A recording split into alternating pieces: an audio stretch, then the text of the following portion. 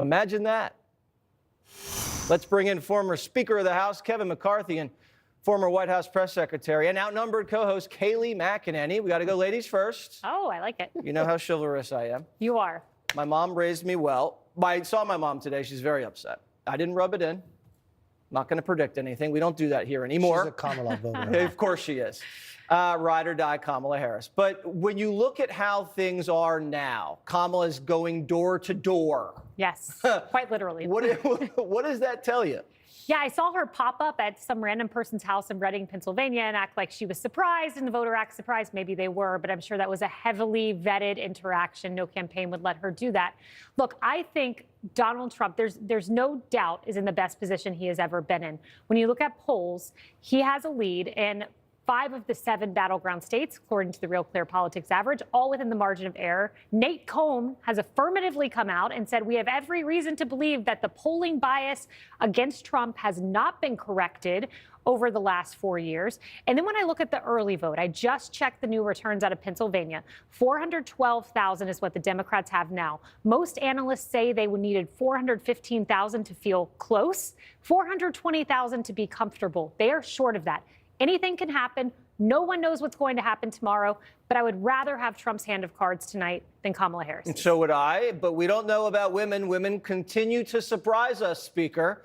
They came out strong in 2022. I didn't see it coming. I don't usually see things coming when women are involved.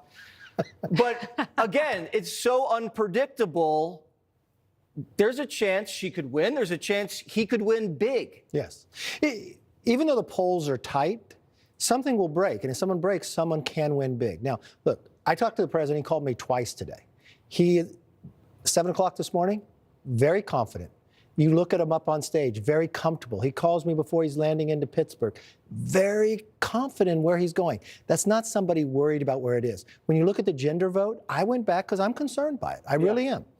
But if you look at the gender vote today, based upon 2020, Biden was doing better in the gender vote than Kamala is doing right now. It's close, but he's doing better. And it's just what she was talking about. At this moment in time in Pennsylvania, Democrats were up 1 million votes on us in Pennsylvania. Now, I've said this from the very beginning. The one state I'm watching tomorrow night is Pennsylvania.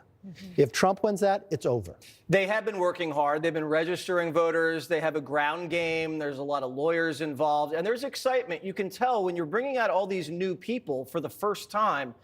The campaign is saying people that have never voted before are actually voting early.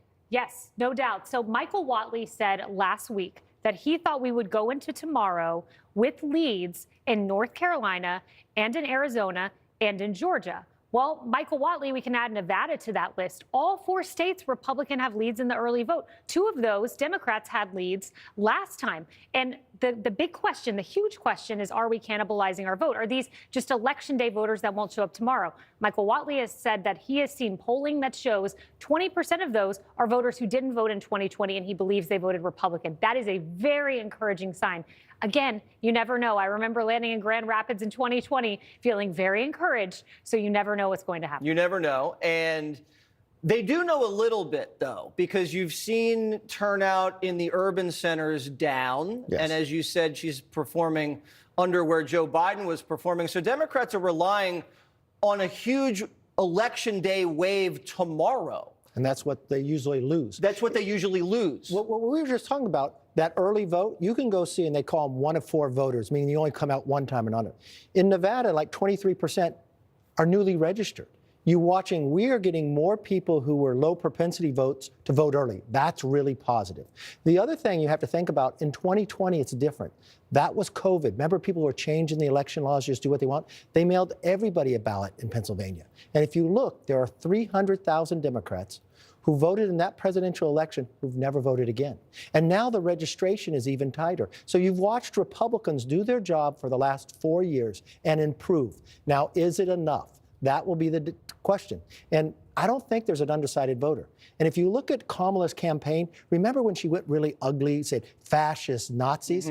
That was to gin up her base because her base wasn't turning out. So she had to do every shade she can. Said, Trump is evil. He's Hitler. You've got to turn out. And it hasn't materialized. You have Messina, you have Axelrod. They're all complaining right now. And now she's closing with unity. after calling us Right. all fascist. You went from joy to Hitler to We unity. all believe that. Trump closing with a different message, returning to the golden age. Let's listen to a soundbite.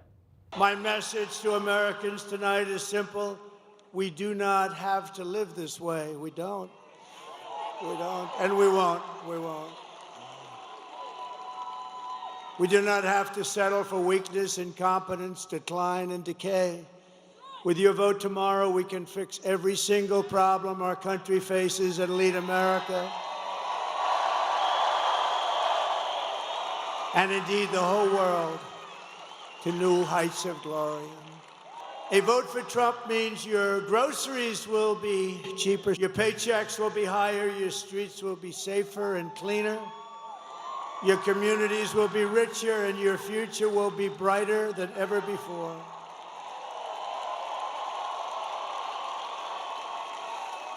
This will be the golden age of America. That's a nice close, Kaylee. It is. Look, Jesse, we suburban women get a really bad rap as we're all going to show up and vote on abortion and for Kamala. What you just heard is what the women I exist around are going to be voting on. What you just heard. I encourage everyone, if you want a reminder of the golden age, go read the Wall Street Journal piece that popped days before the election when I was on Air Force One, the higher wages of growth. 2 times wage gains under Trump versus Obama. $4,379 in your pocket in 1 year in 2023. Read the piece because the golden age is what women will be voting on. And McCarthy started the golden age a little earlier than the rest of us. You should see how much he gets paid Ooh, for that's harsh. speeches. But the best thing that Trump is doing is closing around. Kamala broke it, I'll fix it. Yep. That he is so good at, that is the slogan. Great message to close out. All right. Good to see you two both. Thanks, Jesse.